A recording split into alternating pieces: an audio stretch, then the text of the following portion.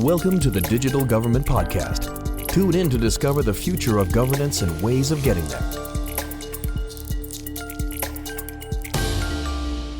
Welcome back, everyone, to another episode of the Digital Government Podcast with Federico Plantera, your usual host, journalist, sociologist, and researcher.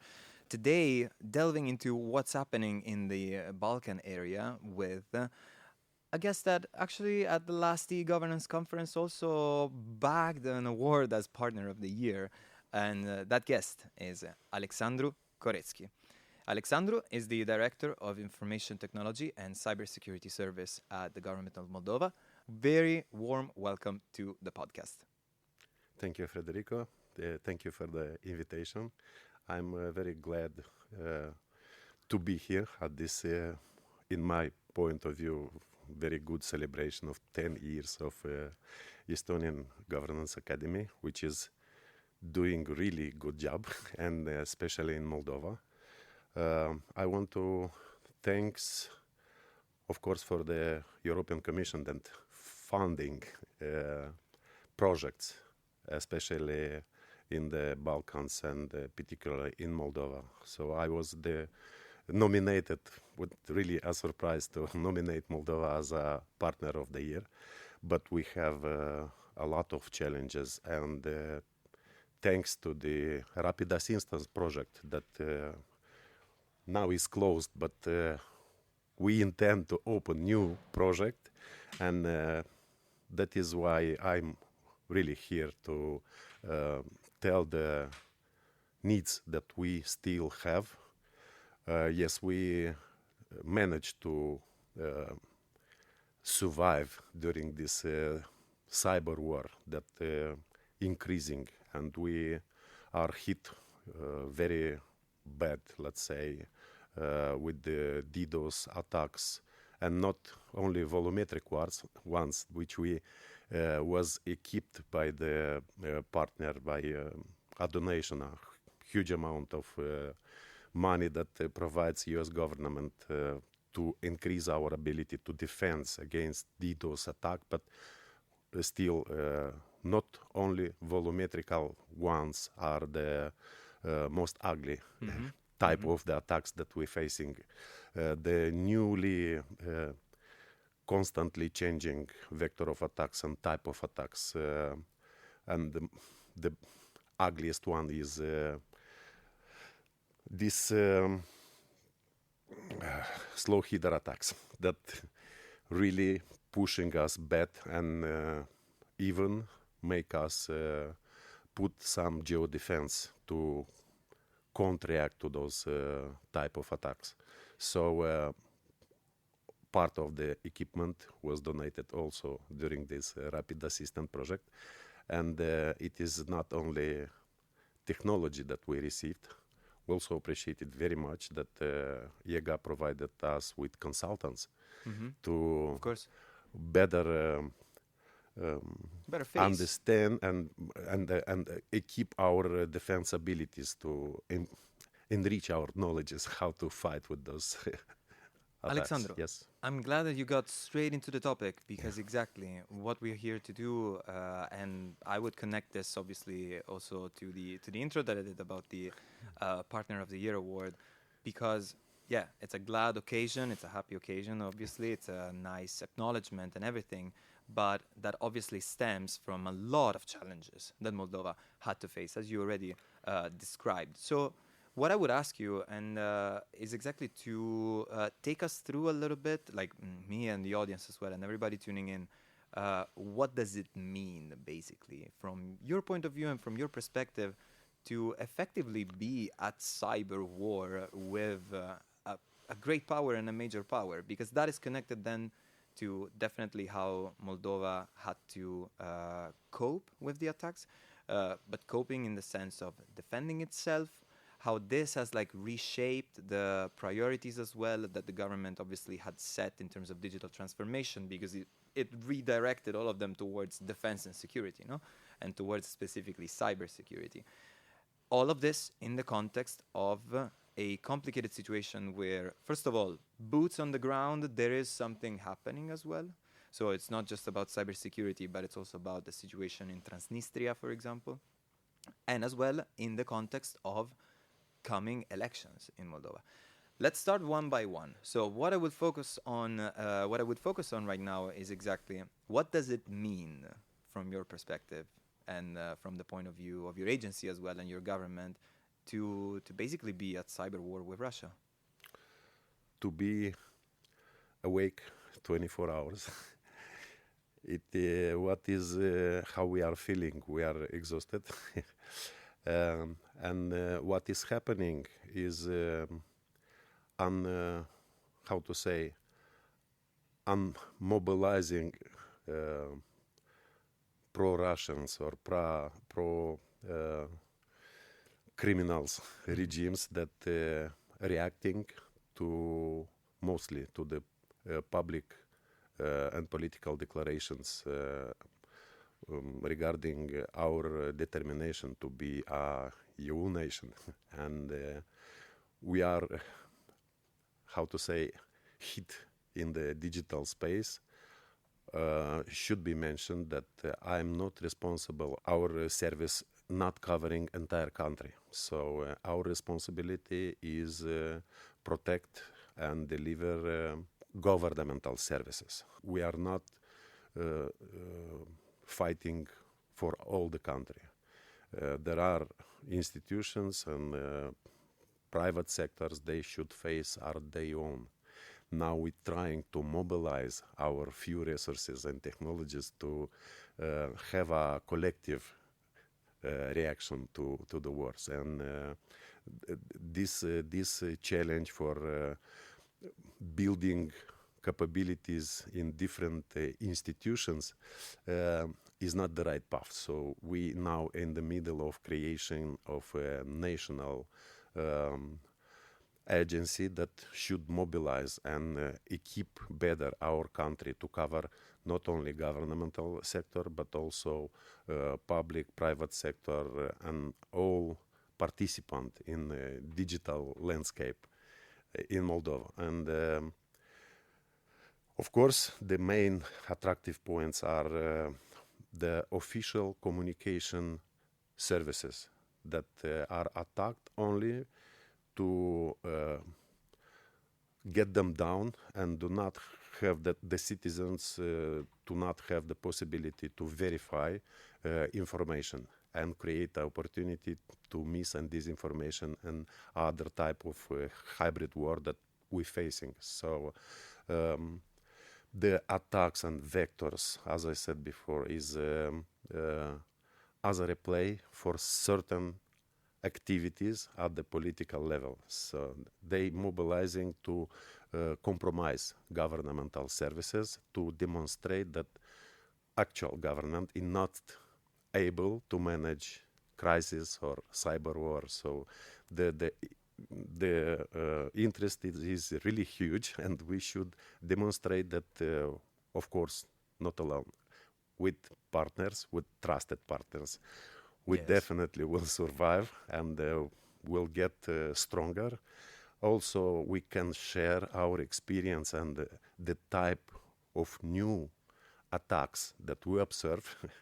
It is, in my view, Moldova is a testing platform for newly or changed type of attacks. So, yes, we have some incidents and a few sites were broken. Also, several governmental systems were hacked. And we still have a lot of work to improve our defense abilities. Yes, we all know that the weakest point in the security chain is the man, the people. Man, yes, So, of course. So we also are providing trainings and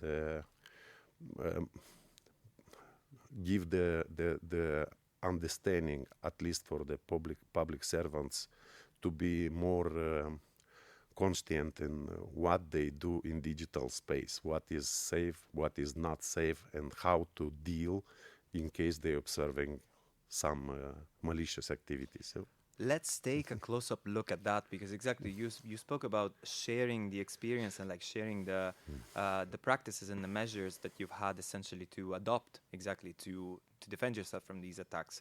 Would you be willing, or do you have the possibility exactly to take us closer to what Moldova actually did or had to do to safeguard its cyberspace, especially at a time where you're caught in between two elections, right? Because last October there were the local elections happening, and then Yes. there will be the presidential elections In happening. October.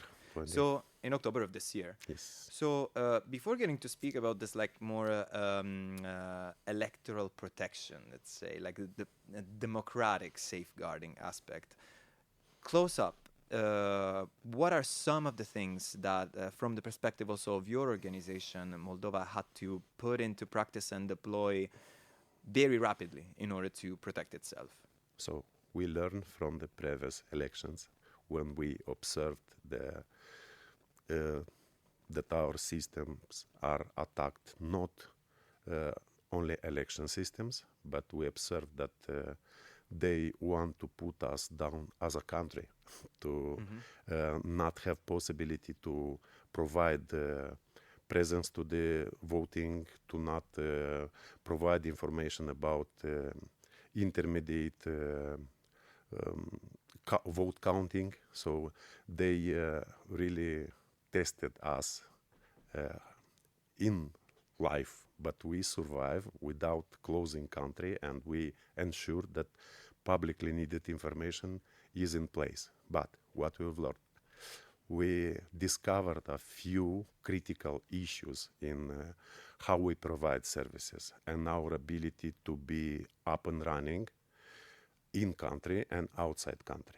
And those vulnerabilities I discussed with my top management, with Yes, the of course. security You don't have to discuss them with me at this moment, of course. obviously. And we are very happy that Netherlands found budget to equip us and technologically get advantage to prepare for the future elections. So we will rebuild our technology of service delivery for the elections and for other critical information points and services. And we are pretty confident that will be all okay. And the needs that President is put on our services to ensure fully democratic process, transparent one, so that will now remain interpretation of voting process, voting counting, and do not have any suspicions that are somehow manipulated. So that this mission, we have also a good partner which help us is CRDF Global. They have a good practice how to secure entire process, not in digital space, not only in digital space. They have a broad view on how to make processes secure and in a democratic way. So Yes. we have a trusted partner in this regard. Also, as I mentioned, we will be equipped by the Netherlands European project, which is the project owner, let's say, but we all know that will be funded by Netherlands. Those are the main priorities for now, to adopt technology, to enforce our security abilities, and prepare all the processes to ensure security and democracy. Also, what we observed, we learned from the previous elections and also the constantly changing vector and type of attacks. We discovered that willing to be a transparent institution and having public procurement for defending systems is itself a vulnerability. And you know why? Because anybody knows exactly what technology we use to defend our digital of borders. course. And they have a plan to undergo on those technology, and because they know what we have. Yeah. Of course, once again, I looked for the help and find a solution also in Netherlands Army.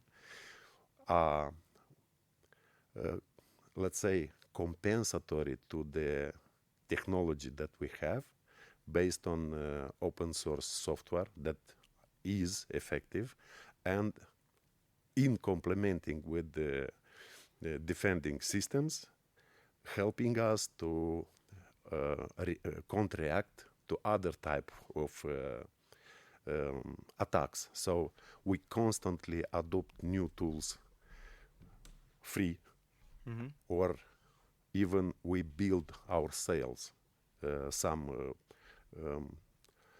let's say, digital tools to discover those new type of patterns and counteract to the attacks. So that is how we now manage the risks, because we can't adopt new defense technology. It's too expensive and should be planned, then deployed, and we don't have this luxury we don't have time. Of course. So we should do complementary measures to face the actual risks and prepare for the security of not only election, but day by day electronic services. And we, as a trust service provider and owner of the digital signature and digital ID, and knowing that services to be accessed need those elements to be all the time up and running, putting a lot of pressure on constantly adopting and modifying our defense strategy so that citizens can benefit from digital services that government deliver. Alexandru, you just went exactly in the direction of something that I was wondering in the meantime by just listening to you, which is, let's put aside, like, just for a moment, the fact that Moldova is under such cybersecurity and security pressure. No? What would be, I mean, you're the director of the Information Technology and Cybersecurity Service. So, like, something that I'm wondering is if there wasn't this big, major survival, existential issue to face, what would be instead, let's say, the priorities or the pillars on a digital agenda of a state like Moldova? I just want to know, how digital transformation in Moldova would look like if it wasn't so polarized in a way and like monopolized at the same time by such a survival issue. Moldova, before the war, did a great job on digitalization. So we are not like Estonia, but we're looking at the path how Estonia progress and adopting good practices and constantly developing new services. We have a digital agenda and we have digital strategy. And of course, those are now enforced also to be at the EU level. So we are determined to access, and I hope we will integrate in digital space in advance of being a fully EU member state. So I wish, and we will insist as a nation to improve our services and ensure interoperability. But the step is to assess the current state, to understand the EU requirements, and developing or adjusting our services to be integrated with EU digital services. So we, despite of the war and this pressure, we have this mission to have as much as possible digital services, re-engineering the actual processes so that services can be easy to adopt Yes. for citizens, for businesses, and also looking for interoperability. So, yes, war somehow make this path shorter. Shorter. Yes, Okay. because we developed and designed and developed services in peacetime. So now we are discovering that security requirements, it's a must to be deployed in already existing services, which are, let's say, not as secure as we need. So we constantly looking and improving our actual services. Also, we already have a decision that all new services that will be delivered to government should implement certain set of security requirements. And more of that, all source code will be delivered as an asset to information technology and cybersecurity services, because we observed that we don't have, for several critical information systems, we don't own the source code to be able to implement changes.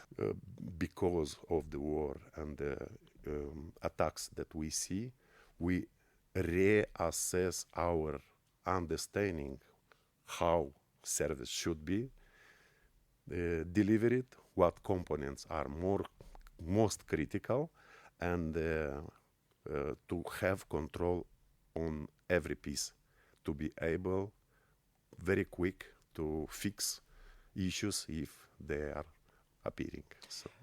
We were talking about the case of the elections and the fact that obviously you draw experience from the past elections, but also like in looking forward to the ones that are coming up this year. I would ask you just for a very brief comment on this is also quite a, I mean, other than being a very like practical issue and challenge, because it's related obviously to the functioning of the country, it's also quite a symbolic one in a way, no? Because it's an attack directly at the main thing, I would say, that determines how a democracy is supposed to work and what is the direction that it's supposed to take.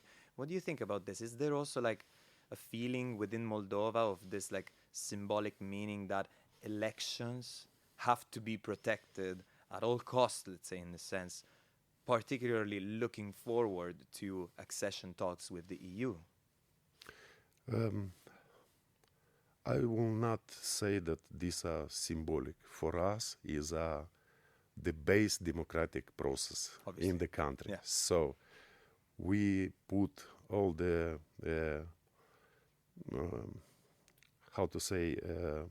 gravity on this process, because if we cannot protect this basic democratic process, no one will trust us that we can adopt EU most valuable values, which is not a symbolic way, but is a must to have protected, to demonstrate to anyone, even to our enemies, that we will do and ensure all the democratic processes in Moldova, and we are committed to do this. So. You said to show enemies, and you spoke by mentioning allies as well. You mentioned the Netherlands, the Dutch government. You mentioned Estonia, looking, let's say, at what has been done here, and also like receiving exactly the support, not just from a technical perspective, but also financial support. Like, so all kinds of ways that Moldova can be taken by the hand, let's say, no, throughout this challenge, and not be left alone in that exactly. So I would close actually this this podcast episode and your contribution. So first of all, like, thanks for joining.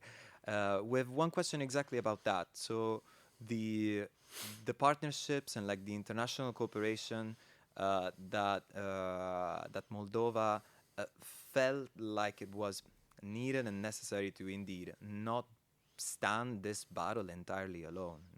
So if we can sum it up, let's say, to wrap up exactly this episode in short, how essential in your view, because obviously from the outside everybody can have their own view because they know how much help is they're being providing and on what, but on the receiving end, but also on the end, which is yours, of who has an exact mapping of the needs, how effective and how important has international support and cooperation been in order to, well, keep Moldova?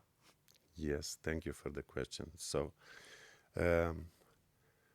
the most trusted and most helpful in our journey and ensuring security, of course, remain Romania. Our, how to say, I consider myself a part of Romanian country, so they are all the time and have a best response for any our needs. So as a neighbors, of course, I'm feeling protected because I have Romanian support all the time. I don't want to minimize the impact of other partners. Of course, we looking for support from anyone. USA government provide us help they can. European mission always is looking on our needs. Projects that we are already with the UPM, with Estonia, with other partners, of course we appreciate, but most we appreciate their presence near to us. Mm-hmm. This is the most important. We feeling partners right behind close to us, next to us. So this is the most valuable. So thank you for all partners. Yes, we have indeed big issues that should be covered, and bad or good, the war pushing us more in the way of reassessing and reinventing us as a country, to review our processes, our model, and while redesigning, to have it compliant with EU regulations.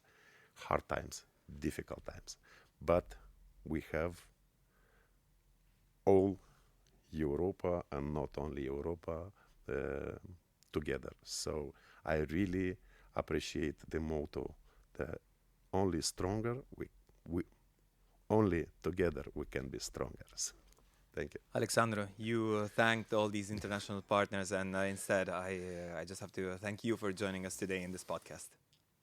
Thank you. Thanks also to the rest of the audience. We are wrapping up this episode, and for me, your usual host, there is nothing left to do and say than wish you a good one. This podcast is brought to you by the eGovernance Academy. Tune in next time.